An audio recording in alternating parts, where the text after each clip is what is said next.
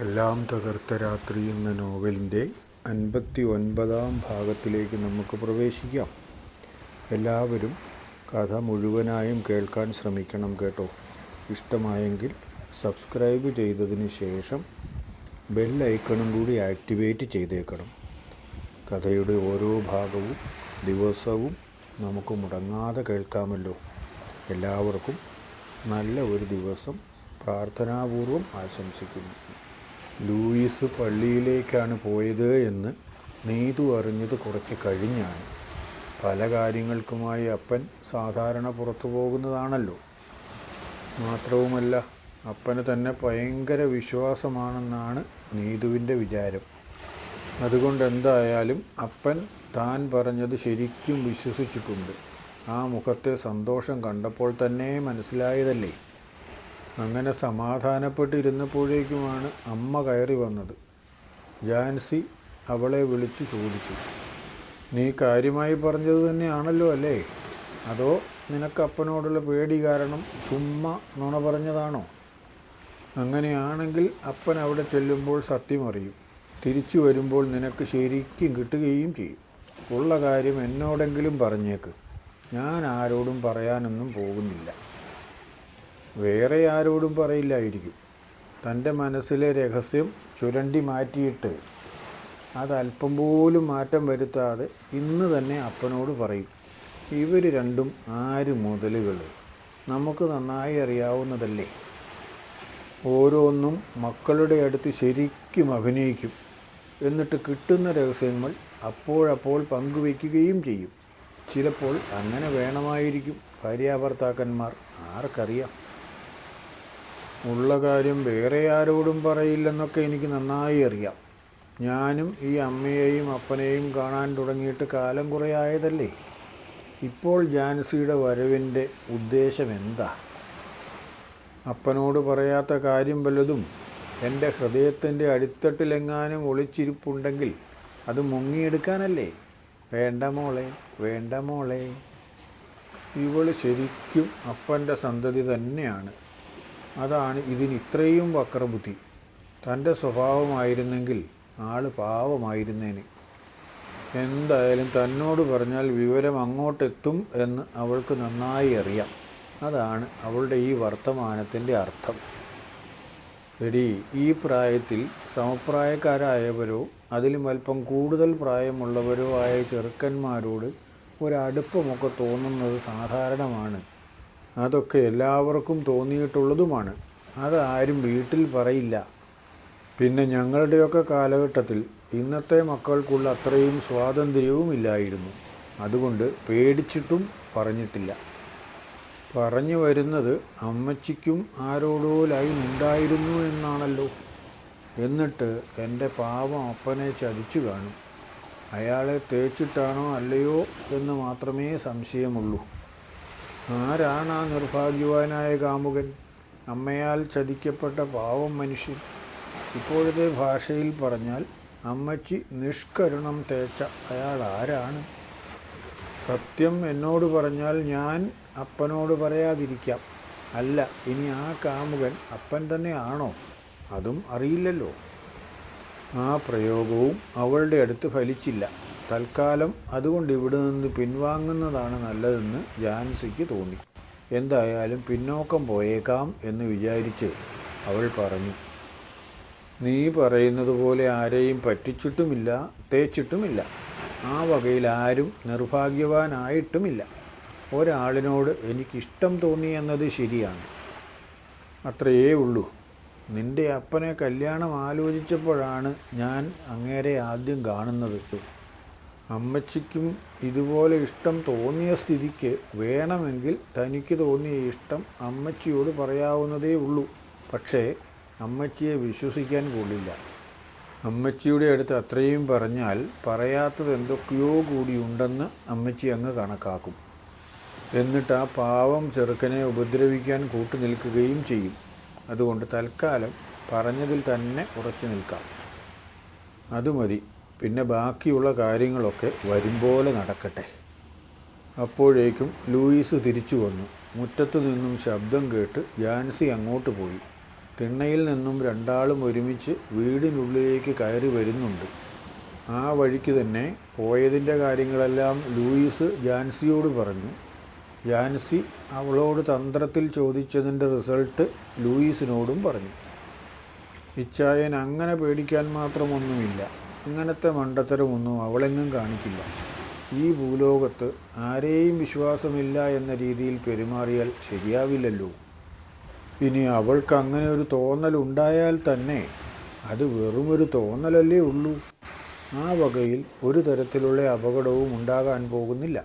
പേരുദോഷവും ഉണ്ടാവില്ലല്ലോ. എടി ജാൻസി മരമണ്ടൂസേ, നുള്ളിക്കളയേണ്ട കാര്യങ്ങൾ മുളയിലേ നുള്ളണം. ആദ്യം ആഗ്രഹം തോന്നി, പിന്നെ ആഗ്രഹം പരസ്പരം പറഞ്ഞു. രണ്ടു പേർക്കും പിരിയാൻ കഴിയാത്ത ഒരവസ്ഥയിലെങ്ങാനും എത്തിപ്പോയാലോ?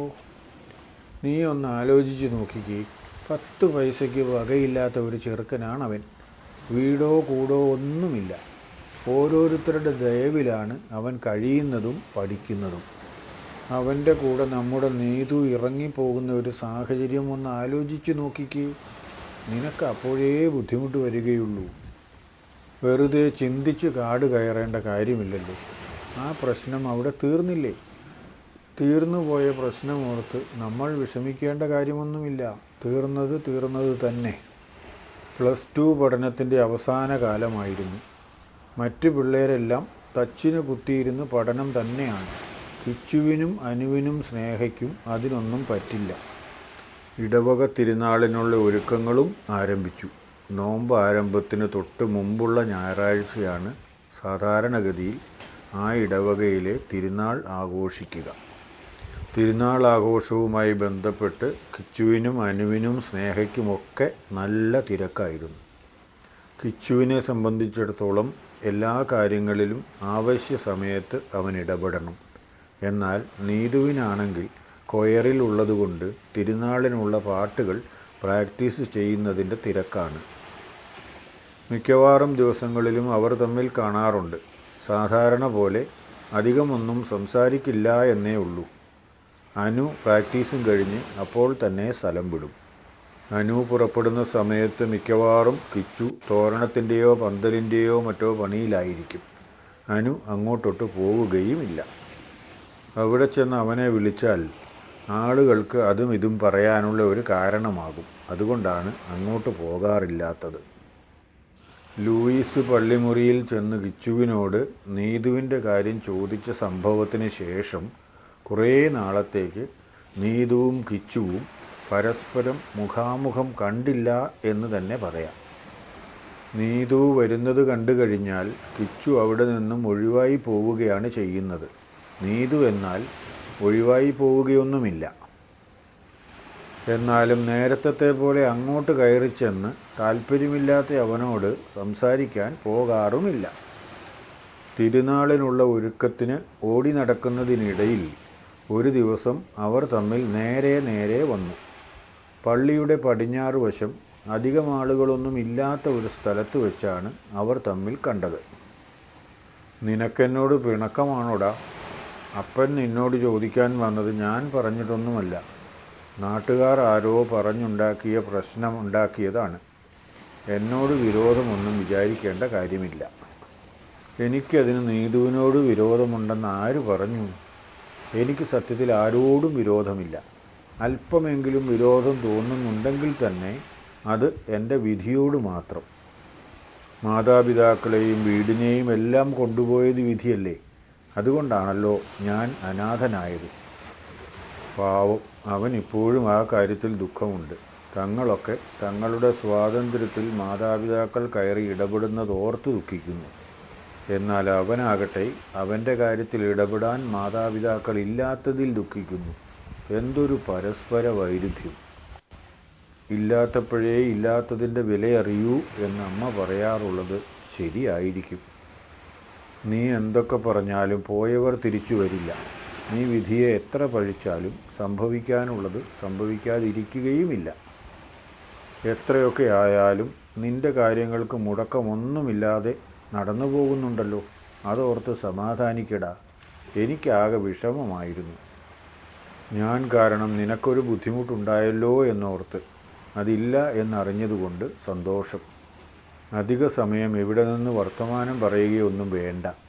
എന്നിട്ട് വേണം ലൂയിസ് മുതലാളി അന്നത്തെ പോലെ വന്ന് എന്നെ ചോദ്യം ചെയ്യാൻ. നീതു പൊയ്ക്കും. ഇനിയൊന്നും പറയാനില്ലല്ലോ അല്ലേ? ഇപ്പോൾ അവൻ പറഞ്ഞത് കേട്ടിട്ട് ശരിക്കും നീതുവിന് വിഷമം തോന്നി.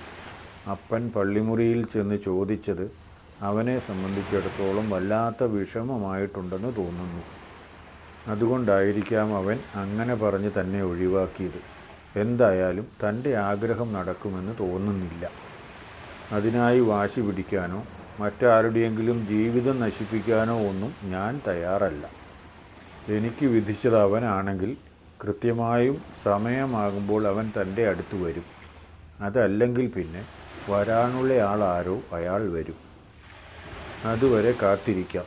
എന്നാലും സ്നേഹിക്കുന്ന ഒരാൾ നമ്മളെ ഒഴിവാക്കുന്നത് വളരെ ദുഃഖകരമാണ്. ആ അവസ്ഥയാണ് നീതു ഇപ്പോൾ അഭിമുഖീകരിച്ചത്. കിച്ചുവിനെ സംബന്ധിച്ചിടത്തോളം അവൻ്റെ മനസ്സിൽ നീതുവിന് അങ്ങനെ ഒരു പ്രത്യേക സ്ഥാനം ഇല്ലാതിരുന്നതുകൊണ്ട് അവന് വിഷമമൊന്നും തോന്നിയതുമില്ല. നീതുവിൻ്റെ കണ്ണുകൾ നിറഞ്ഞു. ആരും കാണാതിരിക്കാൻ തൻ്റെ ഷാളുകൊണ്ട് കണ്ണു തുടച്ചിട്ട് തല കുനിച്ച് അവൾ മുന്നോട്ട് നടന്ന് നീങ്ങി. തനിക്കിത്രയും സമ്പത്തുള്ള ആളുടെ മകളായി ജനിക്കേണ്ടിയിരുന്നില്ല. എന്നാലും ആ തീരുമാനവും തൻ്റേതല്ലല്ലോ. കഥ വായിക്കുകയും കേൾക്കുകയും ചെയ്യുമ്പോൾ നിങ്ങൾക്ക് എന്തെങ്കിലുമൊക്കെ അഭിപ്രായങ്ങൾ തോന്നാതിരിക്കില്ല എന്നെനിക്കറിയാം. അതൊക്കെ താഴെ കമൻ്റായി രേഖപ്പെടുത്തണം. ഇഷ്ടമായാൽ ലൈക്ക് ചെയ്യാനും കൂട്ടുകാർക്ക് ഷെയർ ചെയ്ത് കൊടുക്കാനും മറന്നേക്കല്ലേ. സബ്സ്ക്രൈബ് ചെയ്യുകയും ചെയ്തേക്കണം. അടുത്ത പാർട്ട് നാളെ തന്നെ പോസ്റ്റ് ചെയ്യും. ഓക്കേ.